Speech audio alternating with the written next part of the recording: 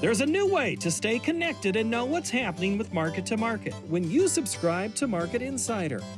One email and a lot of information awaits you. Go to markettomarket.org and subscribe to Market Insider. Welcome into the MTOM podcast studio. I'm Paul Yeager, and today on the podcast, we're going to tell you about this book, Land Rich, Cash Poor. It's by a Wisconsin native, Brian Reisinger. Started on the farm as a kid, left the farm, has returned. It's going to be about his journey, but also the 4 generations of his dairy farming family in Wisconsin. We're going to do 2 installments of this conversation because we have so much to cover about the book. But Brian also, in the final chapters of the book, lays out some future ideas for agriculture and rural America. Thought it was a perfect match for us here on Market to Market, which, by the way, this is a production of Iowa PBS and the Market to Market TV show. This week, we are going to talk about the history. How did Brian's family come from Germany in pre-World War I, set up camp in the hills of southern Wisconsin, and how they have navigated the family generations, the dynamics, the economies, the booms, the busts, and how they've been able to diversify their family operation now and over the years. This is, to me, I hope you enjoy these next 2 episodes. This was such a good discussion for me. In fact, I'm going to open up pretty personally on a couple of things involving myself, and I've talked about it before on this podcast. It's just kind of some of my story. It wasn't meant to be about me. It's just that the parallels. And so I was reading this a lot where it was written Brian, I could say Paul very easily. So let's get into part 1 of our conversation about the book, Land Rich, Cash Poor, which is available right now wherever you get books. Every time I read another chapter in this book, Brian, I kind of felt you and I were kindred spirits of the, maybe farming isn't necessarily our best option here. Why did you, I know why I didn't stay on the farm. It was hard for me to expand, and we'll get into the whole opportunities. But what did you, when you reflected upon this in writing, why did you not stay on the farm initially? Yeah, the simple and honest answer, and it was a little bit of a painful one at times, was I didn't have the talent for cattle and crops that my dad did. And I grew up loving our way of life, loving our roots and where I grew up, but I just didn't feel quite like I fit. And every farm kid has had a busted tool and a machinery mishap and an animal not respond well to them. And I just felt like I had more than my share of that, and it didn't feel like it was my calling. But when I went and pursued a writing career, first in business journalism, then in public policy, it always stayed with me where I was from, my roots. And so this book was a chance for me to bring that full circle and maybe try to do right by my dad as the first eldest son in 4 generations didn't farm, who's thankful that he's still farming, who's thankful my sister's working to take over, but who always kind of wrestled with that, to be honest. You and I both, again, parallel fixing things. I was very good at breaking things. Were you good at breaking things? I was good at breaking things. Yeah, that was a forte of mine. Hitting sheds. Every farm and every farmer or farmhand has their share of that, but I was pretty good at the breaking part, yeah. One of the things I say when I speak is I was very good at planting tractors. I can't tell you how many times I was told, don't go over that hill right there because you're not going to make it. And thankful we didn't have farmland that was 10 miles away like some people have. This was only about a half a mile walk back to the house from where I was stuck. But I was very good at that. I'm sure you might have been too. I can relate to that as well. I absolutely can. Did, in your reporting, this was a conversation I had with my father when he was still alive. He had told me once that I'd already been a reporter at this point and had cold called farmers and went to their farms and asked them questions. And he said one day, he goes, yeah, somebody from the Waterloo Courier called. And I said, no. I go, dude, you're killing me. That's what I do all the time, is asking farmers to talk to this reporter. Yeah. You got to help my brothers and sisters out in the media. Did your dad ever have anybody call him up? I absolutely did. I think it's so funny that you're talking about something that actually I think is a central thing with the book and with farm families in general, which is we're used to keeping our heads down and getting the work done. We tend to be a bit of a stoic bunch. You and I are maybe a part of the talkative segment of the population, and it is something that I saw. And it's actually what makes me so grateful that my dad and the rest of my family talked to me for the book because I talked with every generation, other than other than my great grandparents' generation. So every other of the four generations I spoke with, a lot of family members, a lot of community members, and was able to piece together and reconstruct a lot of stories that happened well before I was born. And I'm just so grateful that my family was willing to do that. And I think that's maybe what's been notable about us. A lot of people have been surprised. I can't believe that farm families go through this or through that. And I say every farm family does. The difference is that, we've decided to come out and tell our story for what it's worth. I can think of bosses that have told me we need to find a farm family that we could do a thing where we open up their books and we look at their dollars and cents. And it's like, to cold ask a farm is really hard to do. Now, you don't necessarily get into dollars and cents other than your parents had to get help from a neighbor with some spare hay when times were tight in the mid 1970s, Yeah. or your sister doesn't know if she has enough to feed her kids. That to me resonates with people, and I think will resonate with many farm families as well, knowing what it is that you've gone through. Is that accurate? Yeah, I think it is. And what we've experienced is something that so many farm families encountered, right? I mean, in the first generation in the early 1900s, farming was very dangerous, very uncertain, a big gamble, but it also was a growing enterprise. There were more farms being added. It was very entrepreneurial. It was a dynamic thing. Then the next generation lived through the Depression and climbed to the middle class, but dealt with some real scarcity. And then my parents' generation and our generation, we dealt with that middle class living that I was grateful to have, getting harder and harder each year, slipping away each year, so that now we're at the point where, my sister not only works on the farm, but also has another side business. She works in cosmetology. Most farms, unless they're larger and have achieved scale and have gone that route, which is a route that families, they decide what they need to do. But farms that are mid-sized or smaller, they're generally supplemental income. And so we've lived that kind of roller coaster up and down through the decades. And where we're at now is we're seeing that farms of the size and type of ours, it's harder and harder to grind out that living. Or you have the wife works on the farm and the husband works in town. Correct. My case, mom went back to work as a nurse in 1985, and she went in at a different economic level than other spouses in our neighborhood, where they may have gone in as a waitress or a teacher's aide, not as a nurse at a higher level. And that changed our trajectory as well. I'm not going to Yep. deny that.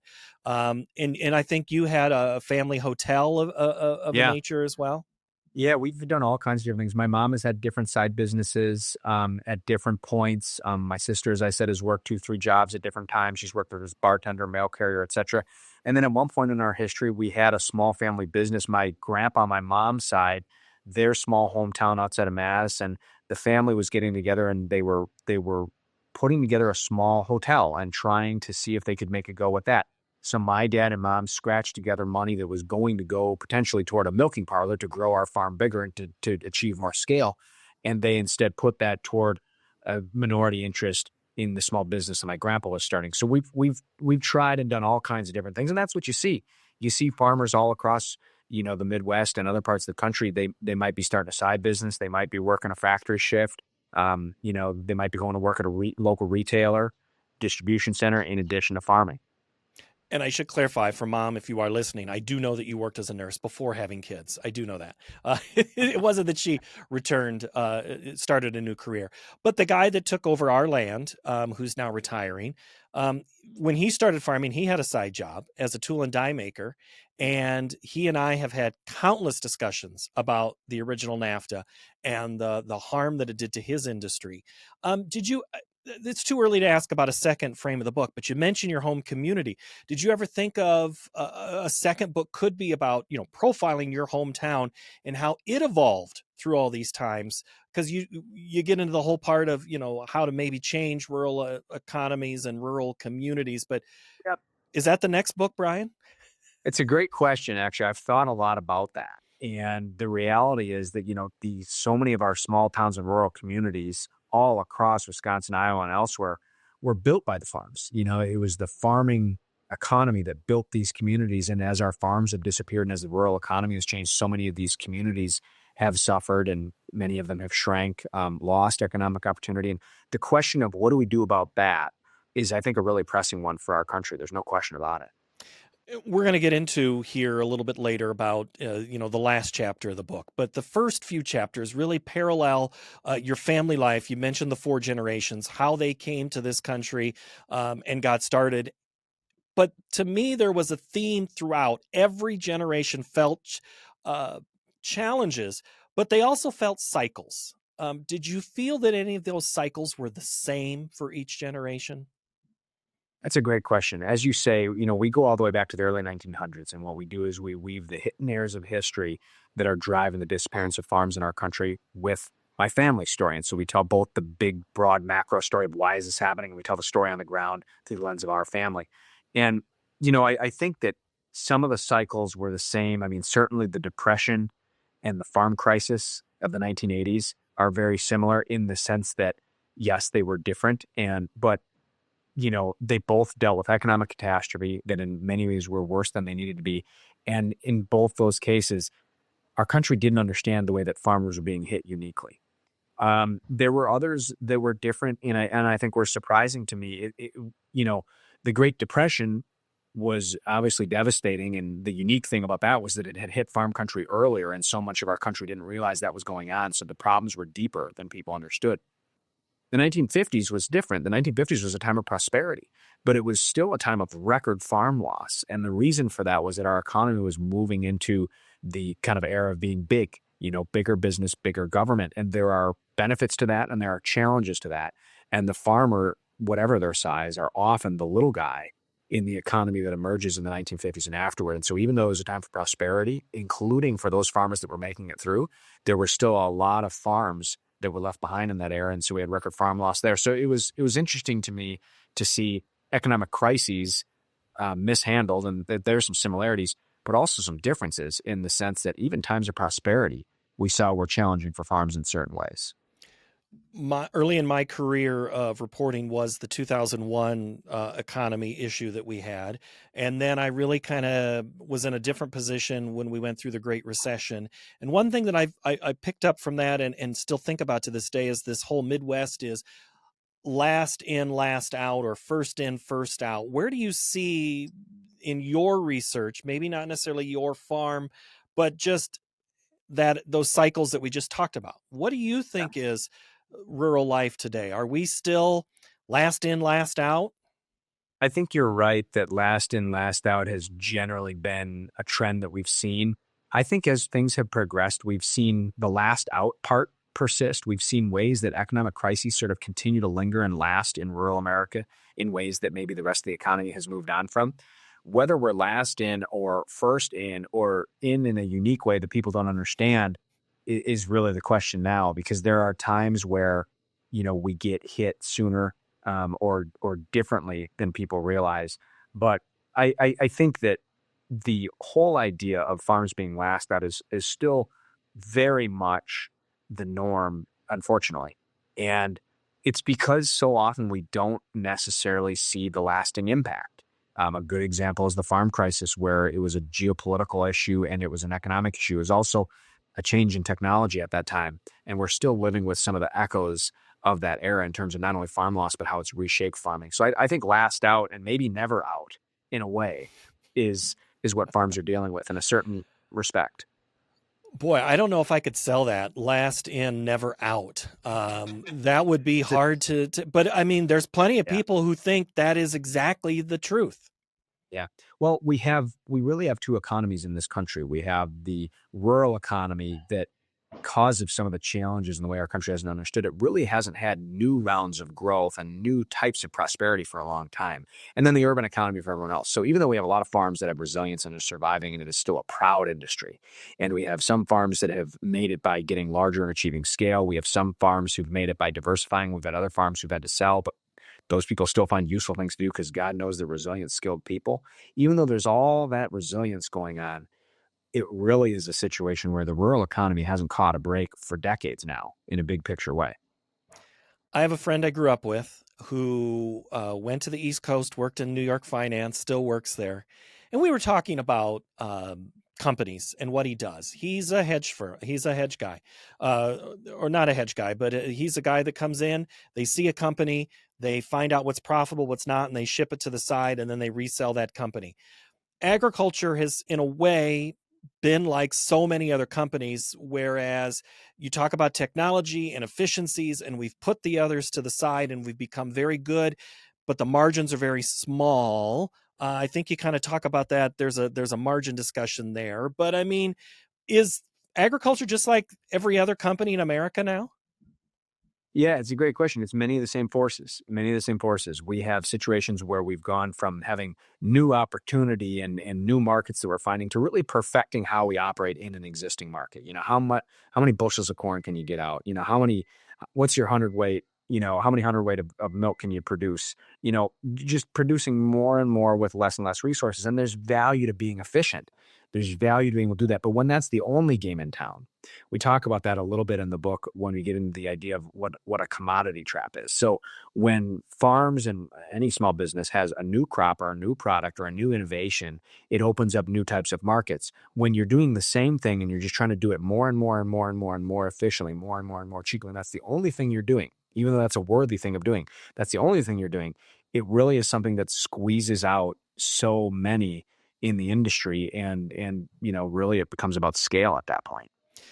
You write about in this book about China, but I had a question right before we started rolling that I was going through that came into the TV show about South America and asking where is their upside. I mean, if you've seen the pictures of how big these fields are in South America, they are absolutely going to be more efficient, wider scale. There's not these 40-acre, 20-acre, 10-acre fields that we have, that you have in Wisconsin, that we sometimes have in Iowa.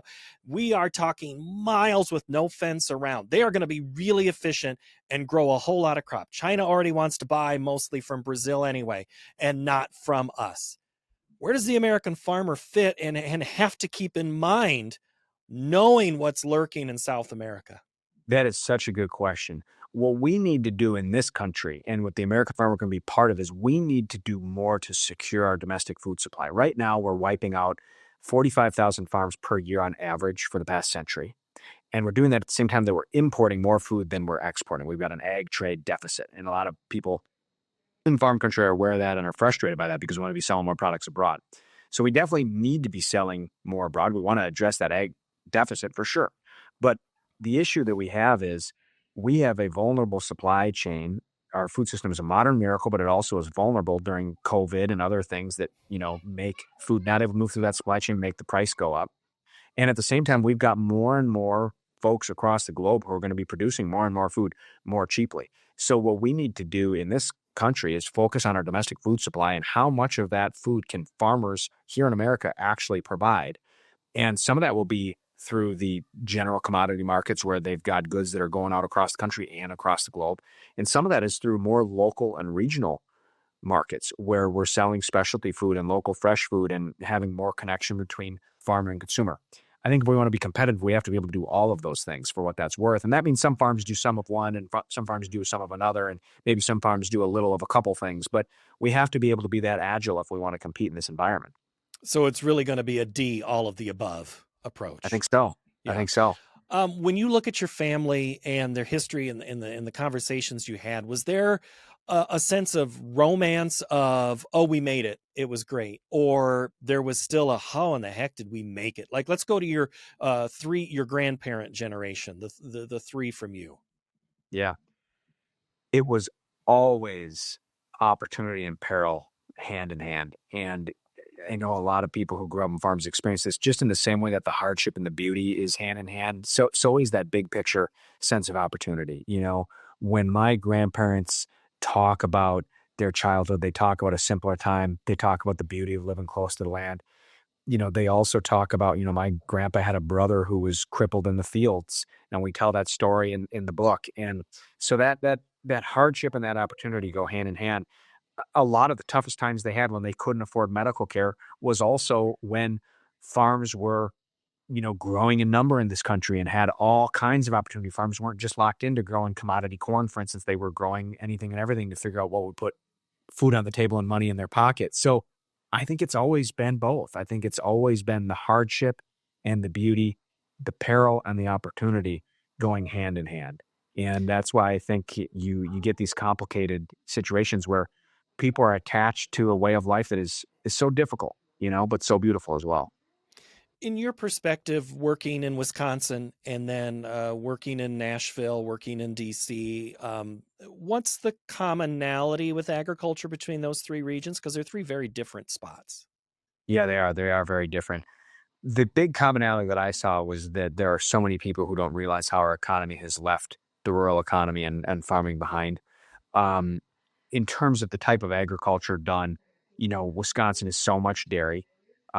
Tennessee, they have a lot of different types of crops, whether it's tobacco or other types of crops down there that they've grown. It's a lot more field and row crop.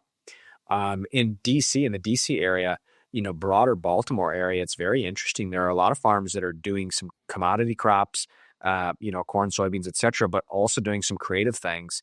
I talked with one farmer for the book who they're doing, hay, corn, soybeans. They're also doing high oleic soybeans. And they also do a whole lot of different innovative stuff with cover crops and other types of sustainable practices. So there's a lot of experimentation in the kind of the Chesapeake Bay area for what that's worth. So there's differences. Everywhere you go, you're going to find a different farmer finding a way to survive at a different thing. But the resilience in face of the kind of ongoing crushing economic situation is really the commonality. We talk about the I states often on market to market. And, we mentioned, they're very much corn and soybeans. And then you get a little west and it's wheat. But the areas that you mentioned there in Tennessee with the tobacco and Maryland, you also look at they're reliant on clean water for Chesapeake Bay and the environment in those areas. Would you say that those spots, those other two, not Wisconsin to an extent, I think, is in this ballpark, but they've been more, those farmers have to be more entrepreneurial by nature just because they can't do one or two commodities on large scale. They have to have something from all of these different silos. Yeah, I think that's right. I think that's very much right. You see that a little bit in Minnesota too, up to the Yeah. northwest of all of us. You see them they got sugar beets up there, so there's a little bit of that too. And, there's good and bad. I mean, the ongoing specialization that has occurred where so many farms have focused around one or two crops or products, that meant that they were focusing on the crop or the product that could make them the most money, that could be the most profitable. It got them through some difficult times for sure. The flip side is, as we've lost diversity, it has limited the options for some farms. It used to be that farms where I'm from, and I talked to a lot of farmers who talk about the old days in Iowa too. It used to be that you might yes have a main crop, but boy, you're also raising beef cattle. You also had a trailer of pigs you could sell when one of your prices was down. And so some of that hedging that farmers used to do, even one generation ago, but certainly two and three generations ago, some of that hedging is gone. And so now we really depend upon one or two types of crops. And there's upside and there's downside to that. I have many, many memories. And I, again, talk about this too when I go out and speak about my father begging in the 80s. If we could just get the crop above, if we could just get corn above $2, a lot, 250, things could change. Things could be different. He lived long enough to see beans in the teens and corn at ridiculously high levels and was able to get out at that point. Not everybody is so fortunate. Your dad, had to deal with a milk price. He wasn't, well, all of your relatives who dealt with milk prices, that's not something they set. And they can't really, well, I'm going to hold today. I'm just not going to milk these cows. And I'm going to sell tomorrow when I think the price will be up. You have to do it every day. 3,900 pounds of milk a day or whatever it is that was always the tough thing for me, that the dairy farmer, I think the stress that the dairy farmer went through. Did you have when did your appreciation for the stress that your relatives have gone through really come home to you? Boy, you know, I think there's that old saying by Mark Twain where I think he says when he was 14, he couldn't believe what a fool his father was. And then by the time he was 21, he couldn't believe what the old man had learned. And I think about myself in almost a constant ongoing state of ignorance that I'm trying to shed, just from the standpoint of you grow up as a kid thinking you know what's going on and you just have no idea the load that your parents are carrying for you. And I would say that I really started to understand and realize the weight that my dad was carrying when I was a business journalist. I was a daily news reporter covering the Great Recession. And I went out and did something that you're talking about. I went out and talked with not just my family, but I went out and talked to farmers and tried to get them to talk and tell my story. And the fact that I knew my way around a barn helped in doing that. But it was still tough, because it's a tight-lipped bunch. But, I heard stories just like I knew my dad was living and just like I knew I grew up with from the lens of someone from the complete outside. And I started to realize as what was happening then, of course, was prices of all kinds were cratering in the early days of the Great Recession. They came back up, but they hit real sudden lows, and it was a real shock to the system. And, realizing that my dad lived by this kind of barometer of life of the milk price, right? I mean, the good part about dairy farming is you got that milk check every month. You're not saying, boy, when can I sell this corn to be able to make it for the next couple months? Your time in the sales and all that stuff.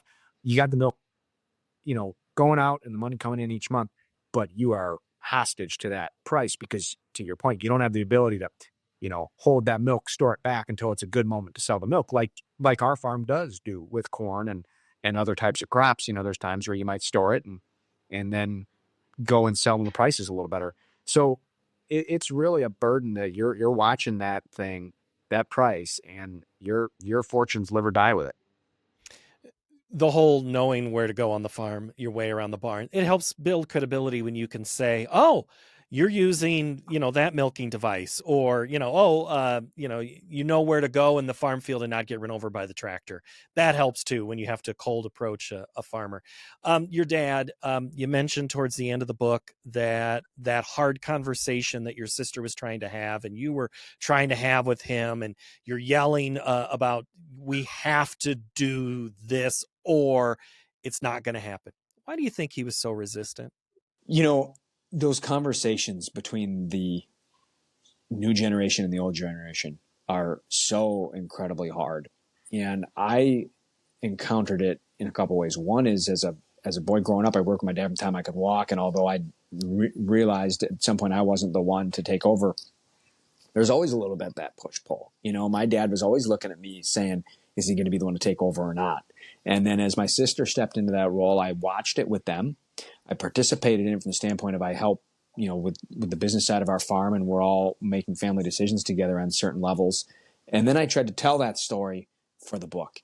And the best way I can describe the difficulty of the situation, and so many farm families I'm sure will relate to it, is a guy like my dad, and for that matter, my grandpa and my great grandpa, they work for an entire lifetime to hold on to something that feels like it's slipping away before you even have it. Farms have good times and bad, but over the decades, the good times have gotten not quite as good as they once were, and the bad times have gotten deeper. And you're always facing weather and uncertain prices and all the things that make farming hard. So you learn to clutch, you learn to hold on to something. And that makes it so hard when you have to turn around and let the next generation come up, even though you want to do that. My dad is so supportive of my sister.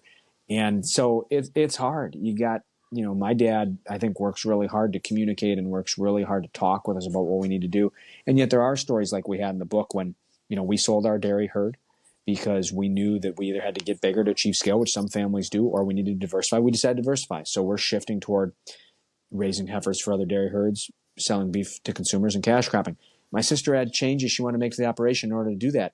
And every change costs money, and every change brings about uncertainty along with that opportunity. And, when you started out farming like my dad, at the age 8, because your dad slipped off a corn crib and broke his back, and, you've been working ever since.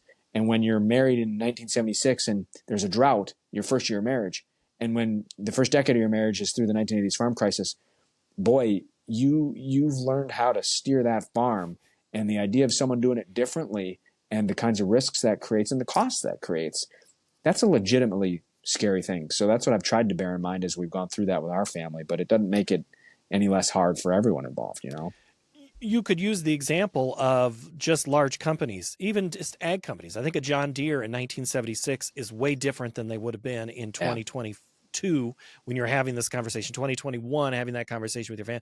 They've had to change, and they're a longstanding Fortune 50 business for that matter. So yeah, there is resistance and change in a company like that, and you absolutely know that farmers are going to have that resistance. At what point, you said you had written some things and he hadn't read. When did he read the book, and when did you get your first honest reaction about it? Yeah. I will never forget it. The book had come out, and I think it was in September. He had listened to the audio version which they had me read. I'd never experienced that before. They had me read it, and it was apparently good enough for him to keep listening. And he was listening to the book and following along with a hard copy. And him and my mom did that together over the course of a couple of days. And I came in, I've got a little cabin in the woods out back of the farmhouse where we all grew up. And I go out there to get away from it all now and then. And I came back from doing a little work out at the cabin, and there were tears in his eyes. And he came up to me and he said, "It's the truth." And I will, that is the best review. I get emotional even just thinking about it. That is the best review that I'll ever have, is the fact that, this man who lived it, and he shared the good and the bad. We talked about all kinds of challenges that our families had. We were honest about them. And for him to say that it was the truth, really, really hit home. And so I will always treasure that fact and always treasure that memory. As a reporter, you'll appreciate this, that when you find someone to talk to you, to personalize the story, whatever it is, mental health, financial health, whatever it is, when you find someone who says yes and you kind of like, why? It's like, I don't want anybody else to go through what I went through. Yeah. And that's kind of what your dad is saying too. It's the truth. Yeah. And he knows in his mind, in his subconscious, that, I know I can't be the only one. That's what Dad's always reaction was. I'm not special than anybody else. And I'm like, dude, you are the same as so many. And it's important for those in town to hear what it is that you're going through. Right. Same thing with your dad and your mom and your grandparents. It was important for everybody to hear, whether they're in Madison, Nashville, or Washington, D.C., to hear what it is those farmers are going through. Yeah, that's so right. You said it exactly right. And that carried through all the issues. We talked about this as a family, how much we want to share. And we decided we wanted to put it all out there, because people, if you want them to appreciate your triumphs, they got to be there for your trials. You want to care about the issue, they got to hear and connect with it. And so the best way to do that is an honest story. We did that even with, some of the hardest of issues. The issue of mental health in farming and in rural America we have mental health crises all across this country, but in rural America, it is a bit more silent. And with farming, it is very severe and at times very silent. And, after we sold our cows, even though we were transitioning toward diversified farming and we had some reasons for hope, I remember sitting there. We tell this story in the opening page of the book, sitting there on the porch of our cabin in the sunshine, me hoping that we were looking toward a brighter day, and my dad just breaking into tears. And I remember worrying, about the issue of farmer suicide. And having heard and grown up hearing these stories and knowing that it's one of the top industries for that, I couldn't help but wonder. And, what I found when I was reporting the book and talking to my dad is he confirmed that that was the case, that he had been thinking about that. Now, I'm grateful to say that my dad is okay, and he made it through. And the way he did that is by thinking about the next generation, thinking about his grandkids. And that's what pulled him through, and all of us talking and communicating. And what he said about that when we talked about whether to share it was, people got to know, you don't want people to think that they're alone in that. And so that's why we told that story, is the exact reason that you just said. My thanks to Brian Reisinger. We are going to do a second installment on this topic. And I also want to let you know, at the end of the next segment, we are going to have a special new segment introduction. Julie Knutsen's going to be with us next week. We will lay out what I've kind of been teasing and what I've already been writing about in the newsletter, in the Market Insider newsletter, some of those behind-the-scenes things. We're going to do some of these in video form and explain them as best we can. So that's coming up here on Market to Market on the M2M podcast. New episodes come out each and every Tuesday. Next week, when we talk with Brian again, we're going to pick up with COVID and what is happening now and what could happen in the future to help both rural America and agriculture as an entire whole. We'll see you next time right here on the M2M podcast. Bye-bye.